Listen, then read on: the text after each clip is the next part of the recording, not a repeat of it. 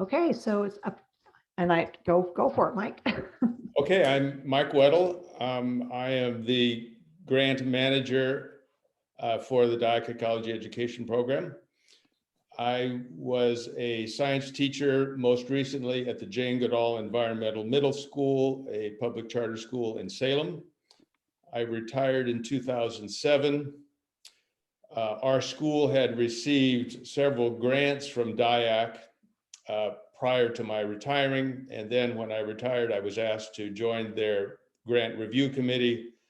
And then a few years later, in 2012, I was asked to manage the grant program. So that's why I'm here.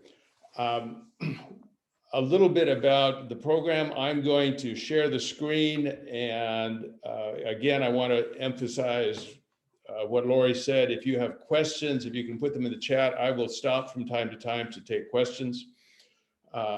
And thank you all for joining us today. And thank you all for what you do for students. So I'm going to share the screen. And I'm going to talk about, let's see.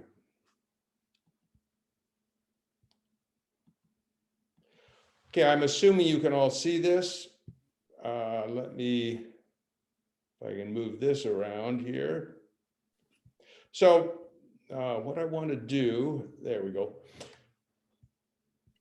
The program was started by Archie Diack, and I don't know if you're seeing the little command bar there.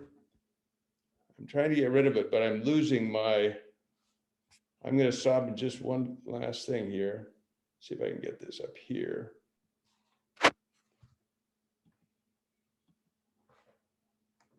Okay.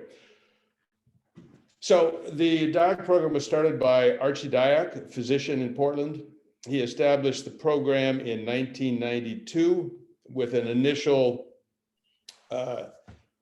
endowment of $500,000 that was to be directed to teacher grants, workshops, and training to help get students outside in Oregon, K-12 students.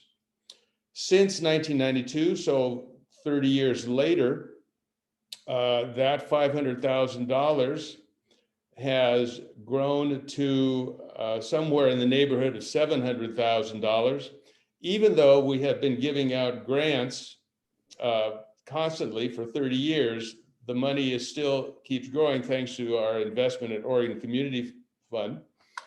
In the last 10 years, we have given out 170 grants or so for about $560,000.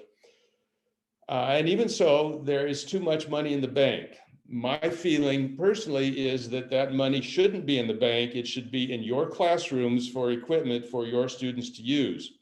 So that's my goal in this talk, is to hopefully inspire you to write a grant, get some money for equipment to help your students do field-based ecological research.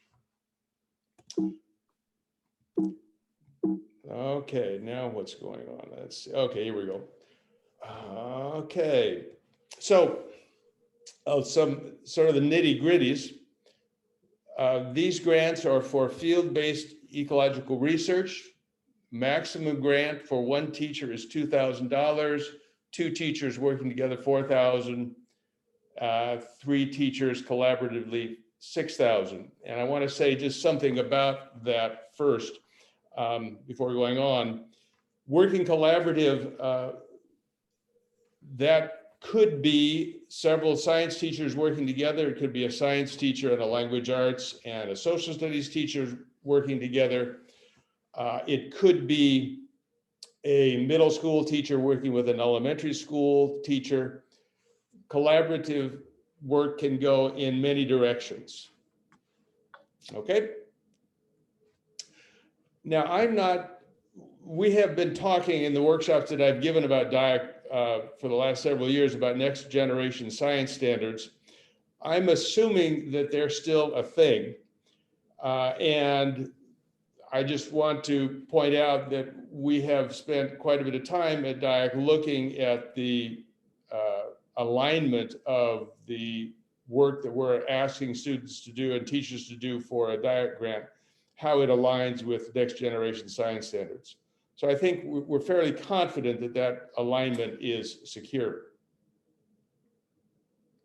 I want to give you some sample projects, but before I do, let me see if there are any questions, Lori, about the grant, the amounts, and the goal of the project. Well, right now you have a question asking about how to about a fourth grade classroom teacher and an English language development specialist with a science degree. Well, how is an English language specialist? Say the last part of the question again. Yeah, and so who is this? This says, how about a fourth grade classroom teacher and an English language development specialist with a science degree? So essentially it's a fourth grade classroom teacher who's a generalist who's teaching science, along with a language development specialist who has a science degree. Well, there's no requirement that a teacher applying for a grant has to have a science degree. There you go. The requirement is that the students do some field-based ecology research. You know, and in this case, the classroom teacher working with the specialist who has a science degree, that would be two teachers working together. And I think it would qualify for a $4,000 grant maximum. So I think that, you know, the classroom teacher that is in charge of that group of students would be, I guess, the primary contact person.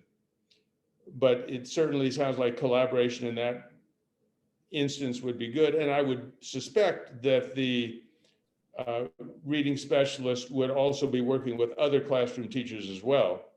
So it might be that any equipment, any grant projects would be shared beyond just the one classroom teacher's group of students. Does that answer the question?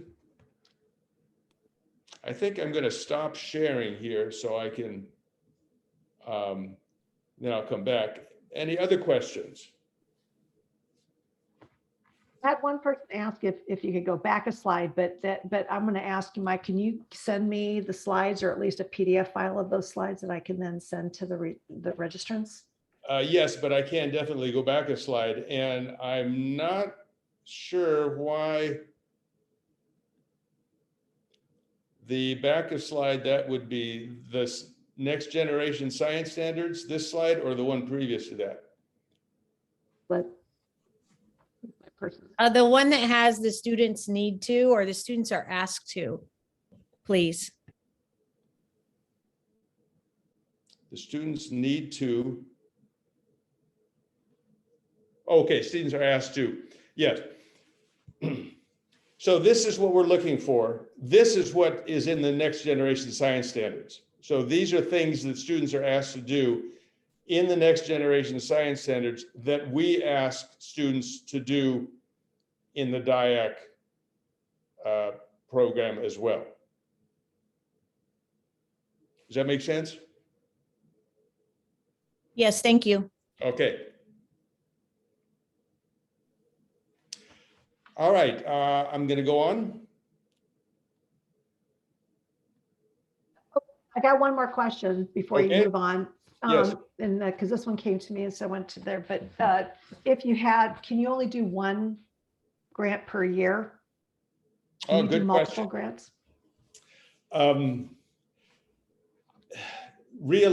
There is no regulation that says you can only do one grant per year. However, it probably would be questioned by the grant selection committee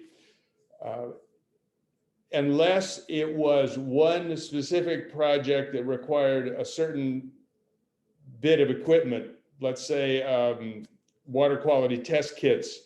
And then you had another project that was looking at tree growth, and you wanted DBH tapes and clinometers and that sort of thing for tree stuff. So if you were doing two different projects, then possibly, but I wouldn't ask for the maximum amount for each project.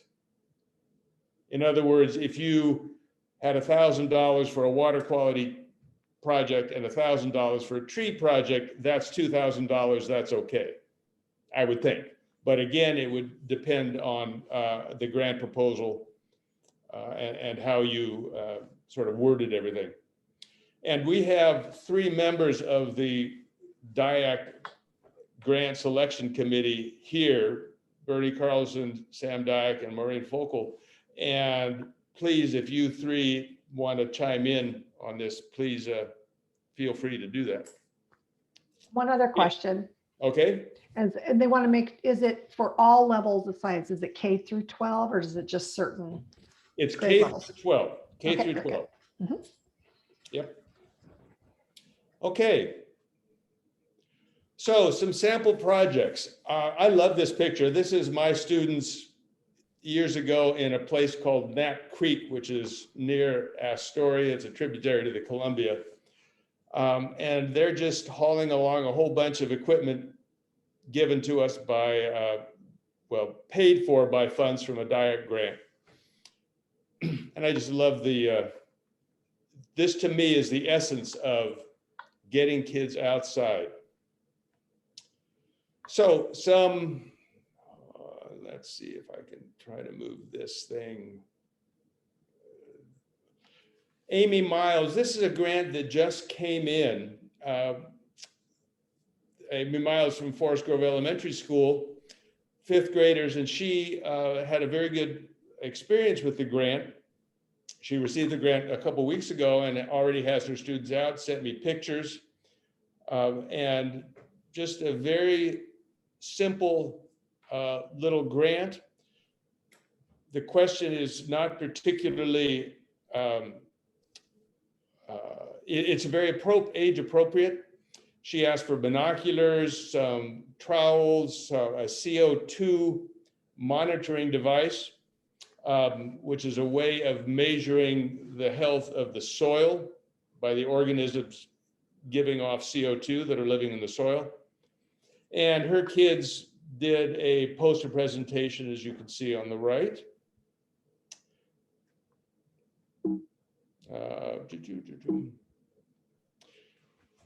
Students at Northwest Academy in Portland, I love this one, studied the health of Willamette River tributary and investigated the efficacy of diatoms as a biological indicator of water quality.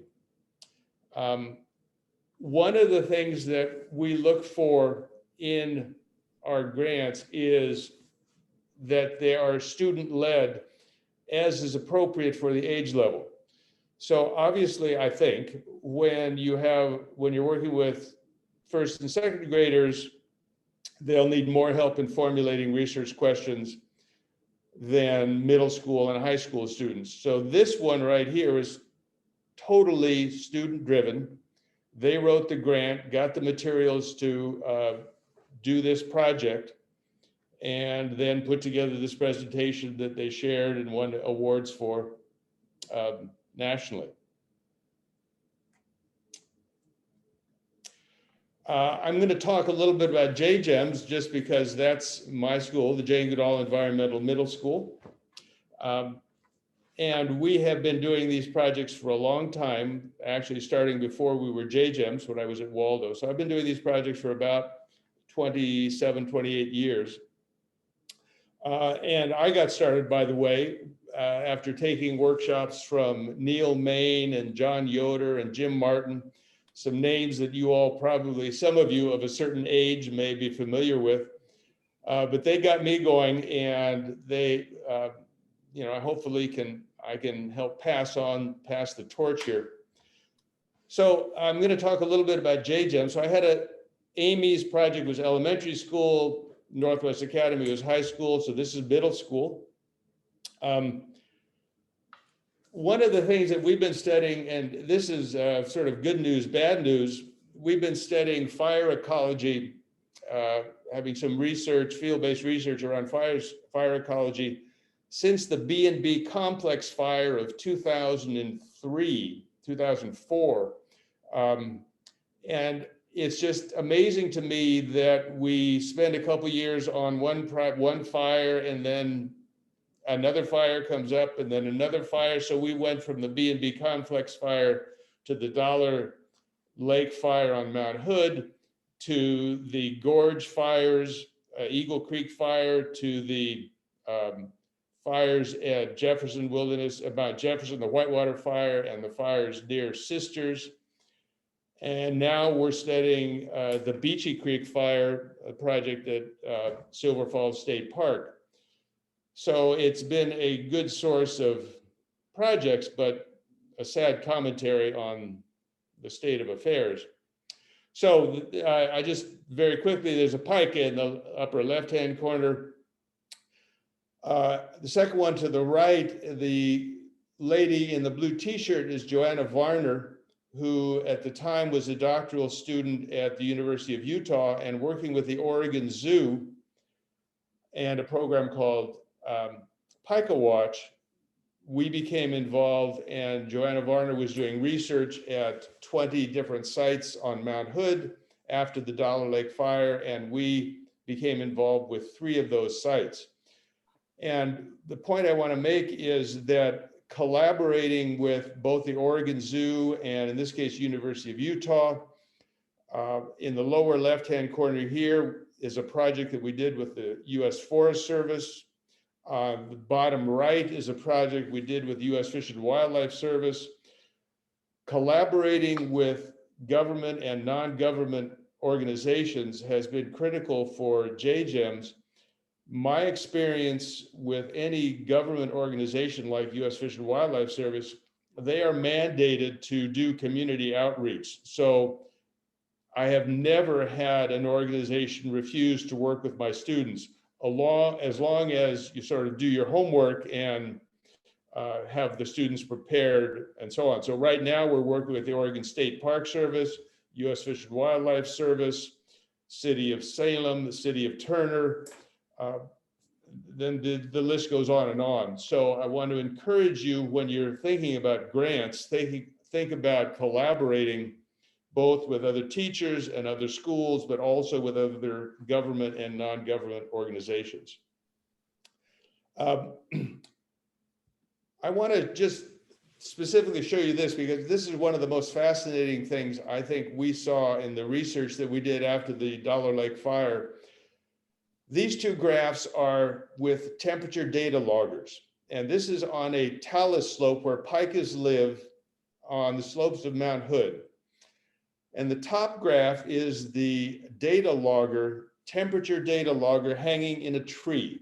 So it's measuring the temperature from August to August in 2017 to 2018.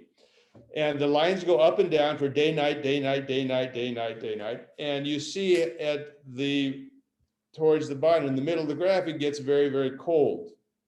So that's in a tree. The bottom one, and this is again a data logger, that's a little thing that's about the size of this little postage stamp. We put the data logger under the talus slope, under the rocks where the pikas hang out in the winter. And you'll notice that the line in January, February, and March is flatlining there. And that's showing that the insulation from the snow is providing a constant temperature of 32 degrees, even though the temperature outside is much lower than that. That kind of stuff is what we have done with the equipment that we have had the ability to buy because of grants from Diack. I just think that flatlining thing is amazing to me. And one of the problems, by the way, ironically, the pika population is crashing in places like the Southern Rockies, Arizona, New Mexico, and Utah, because there's not enough snow to provide the insulation. So ironically, the pikas are freezing to death because of global warming. Okay, I'm going to stop now, and I want to show you a couple of things on the website. So I'm going to stop this, and I'm going to go to the Diack website. In the Diack website, which I think Lori is going to put in the chat room, it tells you all about, everything you need to know about what I've said here and how to write a grant and so on. But if you go to sample projects, there are more projects listed. And here's the JGEMS PICA one. Here's the Northwest Academy. And it just goes on. And there's a PDF of showing more information about their project. So I just want to point out that if you're looking for inspiration in sample projects, that's there. The other bit that I want to show, because I'm going to this next, is applying for a grant. Here is, in a nutshell, what I'm about to tell you in the talk, but there's also a sample grant here. And this grant is fairly straightforward. It's, looks like about 2 pages of text and then a description of the equipment that they want to buy. So that's it. That's the whole grant summary right there. I've given this as an example to many, many, many teachers. They follow this and it's a slam dunk. So this is a very good template for you if you're looking to write a grant. Okay, Lori, let me stop sharing and see if we have any questions now. I am not, what? Here we go. It's what's the grant cycle timing? So in other words, when is the application Good deadline? And question. yeah, I'm when do they need to implement the project? Also, what are the reporting requirements? Okay. First of all, there is no grant cycle. We accept grants anytime. The process, and I'll get more into this later, but the process is writing the grant like the one you just saw. You send it to me via email. I will review it. If I think there are some revisions that need to be made, I will get back to you and work with you until we get it right. And by right, I mean, I want to be able to send it to the grant review committee with a good chance of success. So I don't want to send a grant to the review committee until I'm pretty sure that they're going to accept it. So I will work with you. Sometimes it takes 2 revisions, 3 revisions. My record is 4 revisions before we finally got it accepted. And then it goes to the review committee. They review it and either approve it or not. If they don't approve it, they'll have some suggestions and we'll work through it again until, if you have the patience, until it gets funded. If the grant is good when it comes in, I send it to the review committee, and if they're checking their emails, they will respond promptly.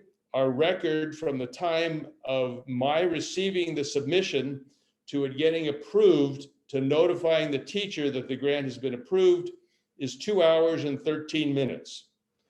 So we're pretty proud of that. Now, to actually get a check takes a little longer than that because I send a note to Bernie, Bernie writes a check, he sends it to me, I sign the check and send it to you.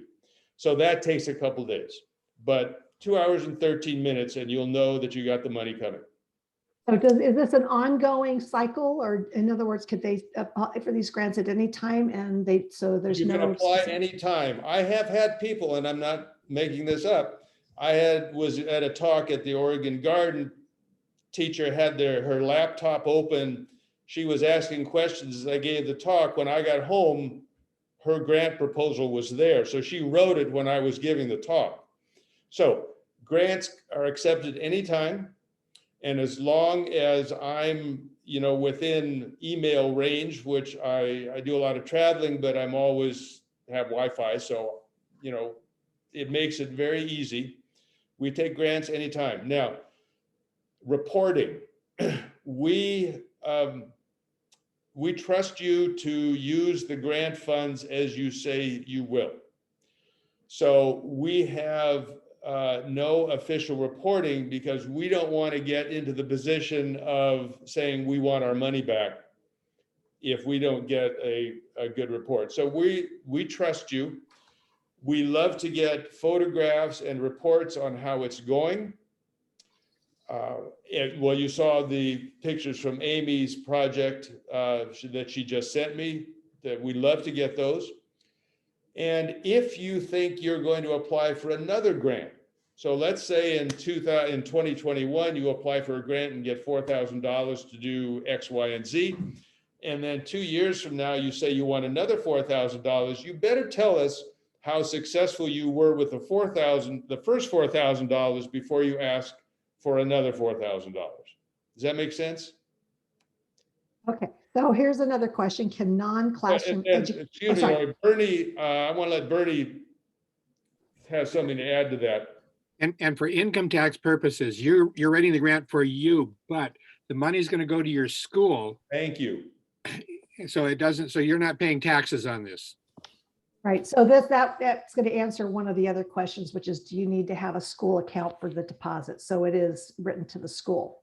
It's written to the school. Now, there are several, Jim, I'm not sure specifically the organization that you have right now, but there are certain organizations that we have given grants to that are not a school.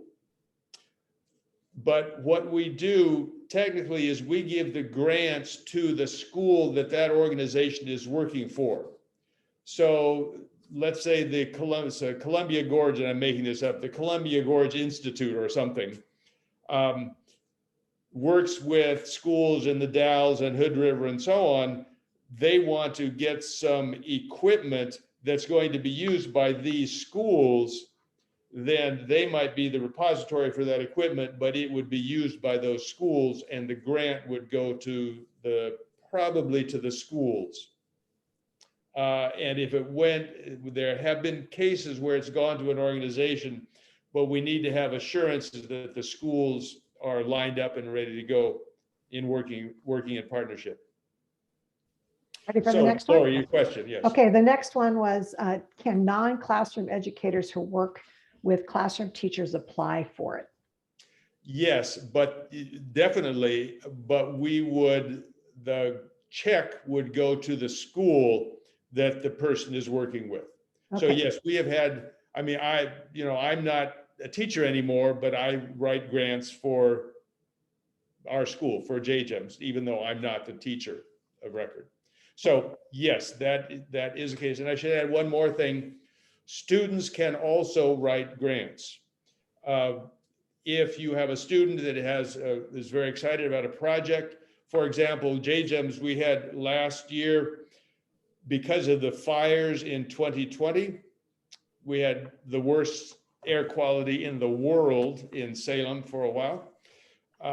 Students were very interested, a group of students was interested in looking at the air quality, and they wanted an air quality monitor. So they wrote a grant to Diack to get this thing. It cost $329. It has, it reads and sends the data to your smartphone. And they were looking at air quality based on this compared to air quality based on the lichen, the pollution sensitivity of lichens in various areas. So they would look for the correlation between lichen sensitivity and air quality. And it's a wonderful project, great data, and they definitely established a correlation. So that was a student grant. Okay, I got two more. Okay. Okay, so could we apply for $6,000 if we teach many grades, for example, grades 5 through 9, or does it need to be 3 teachers? It can be many teachers, and yes, they could apply for $6,000. It doesn't just have to be 3 teachers. It could be different grade levels.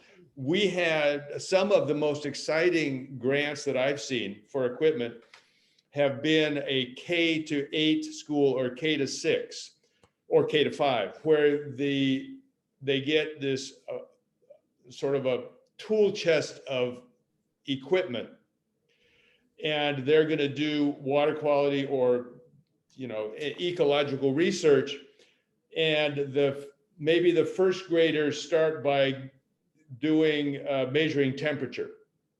And the second graders measure temperature and turbidity. And the third graders measure temperature, turbidity, and pH. And so each grade level is increasing the number of instruments and increasing the sophistication of their research questions and increasing their knowledge of the ecosystem. And then on top of that, the older students can mentor the younger students and how to use the equipment. And I just love to see that kind of project. Same thing with high school kids working with middle school working with elementary school, and so on. Okay. So another one is, hang on. And once funded, when do we have to implement the project? Does it need to be in this school year or can it be for the next school year? Good question. Normally, and we're certainly not normal these days, but normally it would be a project that you would do sooner rather than later. And this is a question I guess I should ask all of you. Are you able to take your kids outside now? I am. Yeah, so I think generally people are. So we would like to see the projects done now, but if you have, for example, I have projects that we've done, the PICA project, we had to go up in August and September on Mount Hood because if we went up any later than that, we couldn't get there. So we would ask for funding maybe in February for a project that we were going to start in August. So, you know, whatever works for the project, we would certainly be understanding and work with you on that. So it doesn't have to be done right away. Okay. So and then we've got another one. So Okay. we have one person who works with an environmental education nonprofit. And we work with many elementary and middle schools who come out to the West Eugene wet fields for field trips and after school programs. Instead of applying on behalf of the school, could the grant go to our nonprofit organization? We have done that in the past, and the answer is yes, but we need to have assurance, and this could be in the form of letters from teachers or testimonials or teachers that signed on to the grant request. We need to know that that equipment, that you have teachers now that are ready to use that equipment. It's not something that, you know, you hope to have happen later. We want to know that it's going to happen. And Bernie, you want to add something to that? Yeah, the Diack committee usually doesn't approve transportation or substitute pay. Yes, and I'll get to that in a bit. Let me talk about transportation.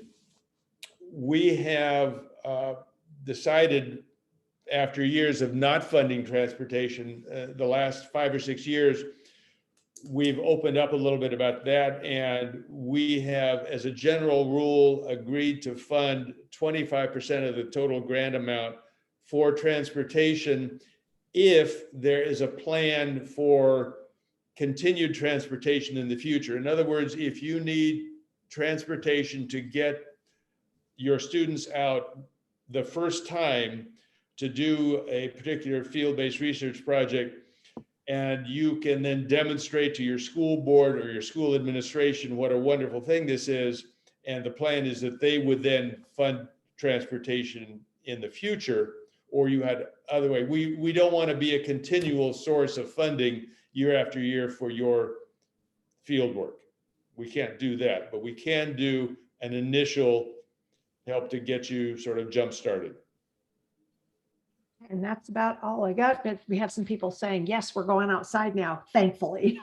Okay, let me carry on here.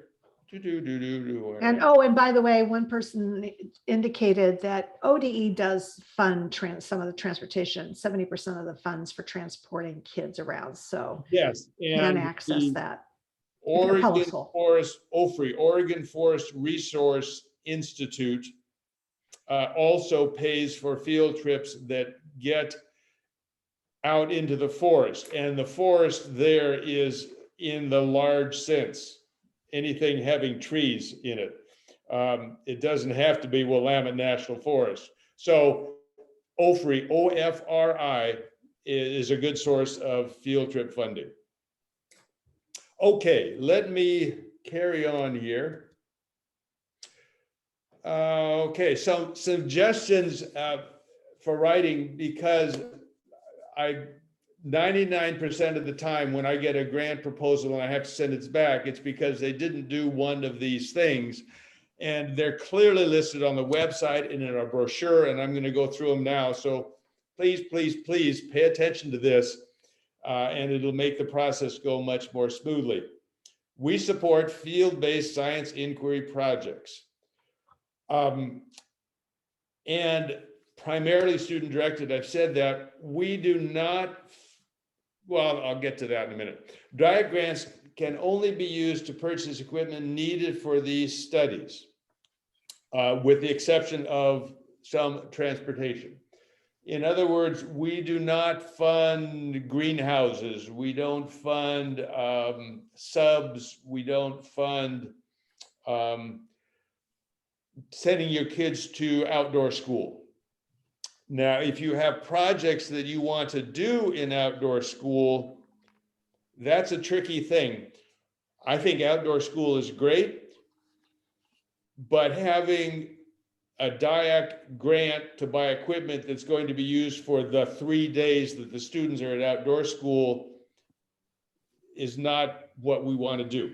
However, if your students, for example, go to outdoor school in September or October, and you do some work with them with the equipment then, and then you continue monitoring that, doing that same kind of work in a local stream by your school or in their backyards or wherever. So you started at outdoor school and then you continue throughout the year, that's okay. Or if you do something throughout the year in a local stream and then you get to outdoor school in May or April and do the same protocols in a different site, that would be okay. So the equipment can be used at outdoor school. It can't just be used exclusively at outdoor school. So equipment is, I mean, the whole range of things, low-tech stuff like rubber boots, ponchos, binoculars, clipboards. My favorite thing was a second grade class that wanted a pop-up toilet, pop-up outhouse, so that when the kids were out in the field, they don't have to stop everything and walk a kid back to the school. So they had this little outhouse that the kids used. So low-tech stuff, high-tech stuff, we've funded drones, although that's a little tricky with the permitting for drones, so be careful with that. I mentioned the data loggers, the air quality thing. This thing is a carbon dioxide sensor. It has a little canister like this. You put this on the soil, put this in here, and it measures the accumulation of CO2 inside this canister, sends the reading to your smartphone, and you can see how much CO2 is being given off by the organisms that live in the soil. We're using that for our forest fire research this year to see how much the forest fire killed the organisms living in the soil as opposed to healthy soil. So lots of things. The diatom group that I showed you recently, they had a whole bunch of equipment that I have no idea what it was, but they explained it in the proposal, but it would be hard for me to explain it now. My point is low tech, high tech, both are just fine. Work collaboratively. I mentioned this and I'll mention it again. These are JGEM students in canoes. The canoes are owned by the U.S. Fish and Wildlife Service. These students are doing a red-legged frog survey in Nesquin Marsh. Nesquin Marsh is part of the Oregon Coast Natural Wildlife Refuge Complex. And it's closed to the public unless you're Parks Fish and Wildlife Service employee or a JGEM student, because we work with them, they provide the canoes, and we go out and collect data. Again, can't emphasize this enough, work collaboratively. If you need help with that, with contacts, that's part of my job, is to help you make those contacts. be specific about what you want the students to do. We've had, over and over again, I've had people from the Diack Review Committee say, yeah, the grant sounds good, but what exactly are the students going to be doing? So we should know more or less how often they're going to get out into the field, how they're going to get out into the field, what are they going to be looking at, what kind of questions might they ask. And I know that you probably don't know yet if you're just starting this project, but you know your kids, you can sort of hypothetically think, well, I think these are the kinds of questions my students will ask if we do X, Y, and Z. So that's what we're looking for. Be as specific as you can. Okay, and I think I've covered all these things. Grants are accepted anytime. Oh yeah, this is not a competitive grant. You write a good grant, you get the funds. That's it. It's not, you're not competing against anybody else. You just have to do the right stuff and you get the money. We do not fund subs, outdoor school, greenhouses, garden projects. I mentioned all that.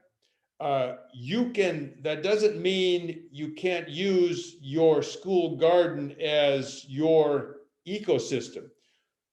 Particularly during these COVID times, that has been the norm, to have students do research either in their backyard or at a neighborhood park or in the school, on the school grounds, because teachers were not able to drive them to the coast or wherever for projects. So we're not against gardens. We just don't want to buy plants and shovels and manure for the project. Okay, Mike, I got a question real quick. And I think I've already answered it, but it doesn't make any difference whether there's a private independent school or a public school, right? Correct. Public schools, private schools, homeschool cooperatives, yes. Okay, good. Thank you. So I left this one the way it was. This is talking about our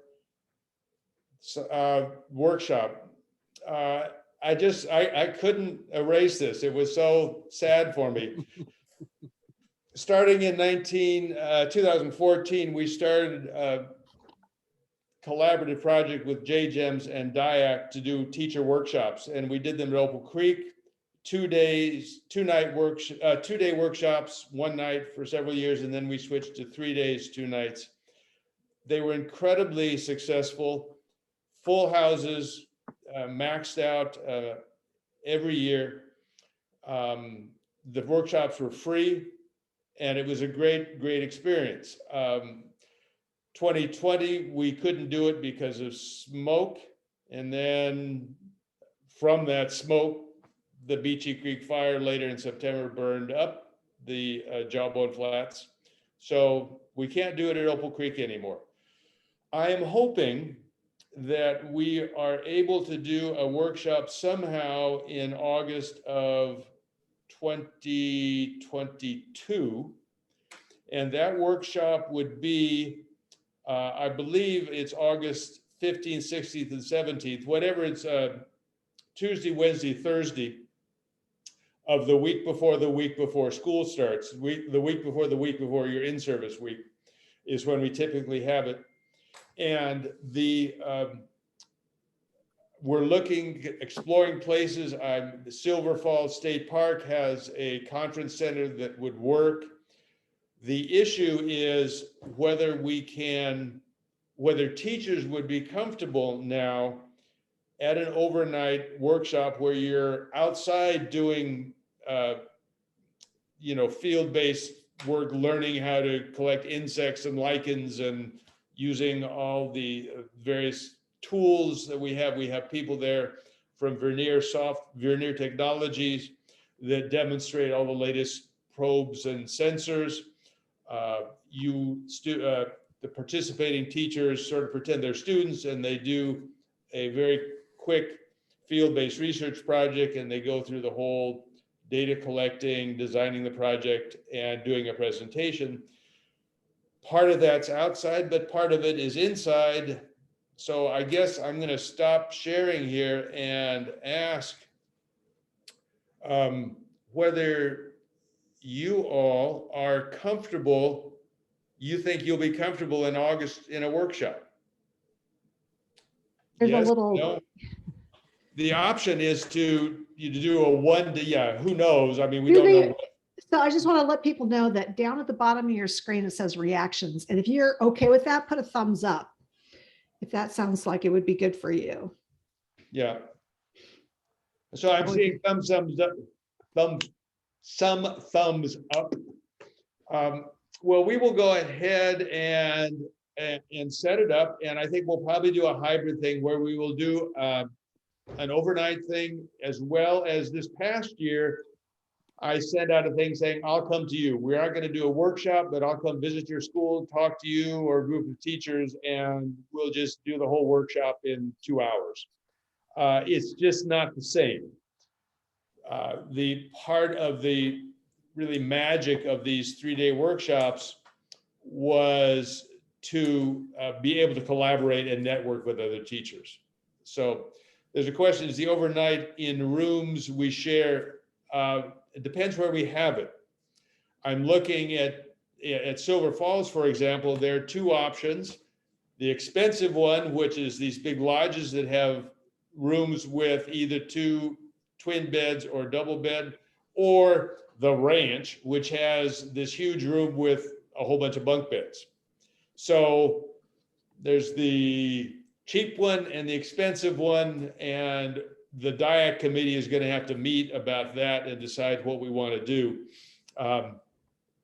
But we will certainly let you know sooner rather than later. We typically start taking enrollments for this in February, and just so people can plan ahead. Okay. Mike, is it okay if I put your email address in the chat? That's, let me go back to sharing, because that's where I'm going to go next. Boom,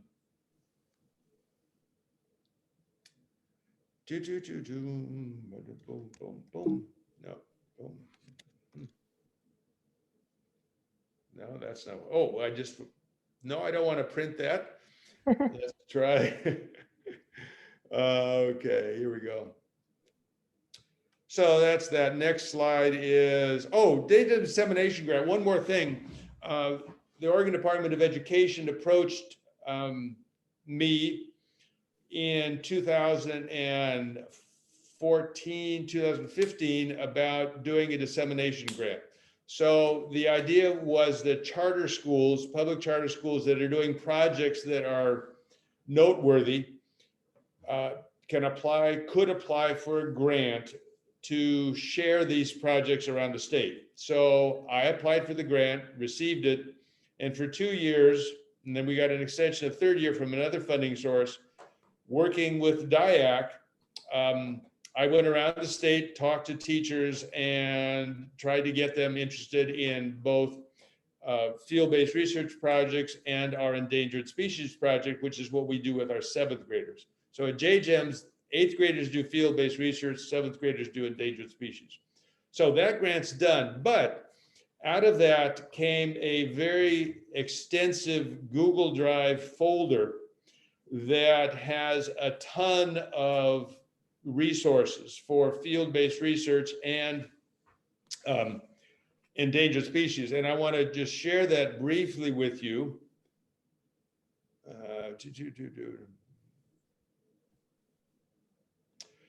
So this is the field-based research. This is the Google Drive thing, and I would be glad and eager to share this with anybody who wants it. The field-based research folder has curriculum resources, data analysis, exercises for that, formal research papers, samples from students, sample PowerPoints, sample posters, and so on. In the curriculum resources, there's a long bit about writing a formal research paper, and there are templates on writing the abstract, the discussion, the literature review, and so on. So in the discussion, for example, there are rubrics and sort of pre-write things as well as a sample text. Mike, So- is this a shared folder that you're sharing with people? Yes, I would, yes, it is, and I would love to share. So if people will send me their email, I will share this with them. Let me go back just a little bit because I want to say a bit about the dissemination grant. If you're looking to convince your administration or school board, this JGEMS environmental, this little PowerPoint down here is what we use to re-up. We had to renegotiate our contract with our charters, with the school board, Salem Kaiser School Board. So I have a bunch of data there that shows how cool field-based research is. So that's a resource for you also. But the Endangered Species Project, this is a project that we've been doing for 28 years. I did it before JGEMS when I was teaching at Waldo Middle School. It's how we met Jane Goodall. And this project is an incredibly powerful project. And I've had elementary school students through high school students do this kind of project. The idea is that they become enamored with some charismatic megafauna like Siberian tigers or manatees. And through that study, become very engaged, empowered, compassionate, and they want to take action. They want to learn more. So it's knowledge, compassion, and action all together in this project. So I just wanted to make a plug for that. That's in this folder as well. So let me go back now to this and the last slide.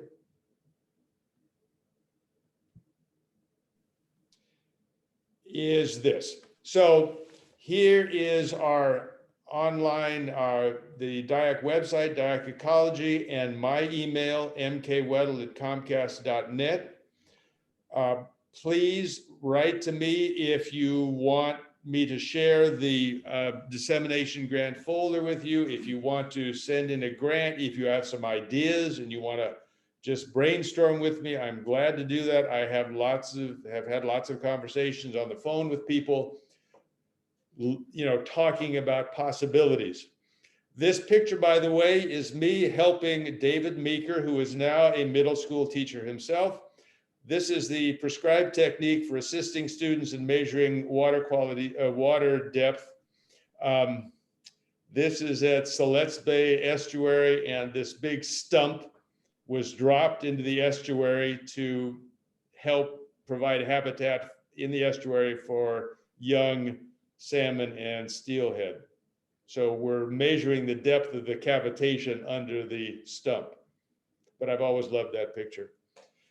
Okay, that's the end of my talk, and I now will answer questions and again, make a plug to encourage people to write a grant.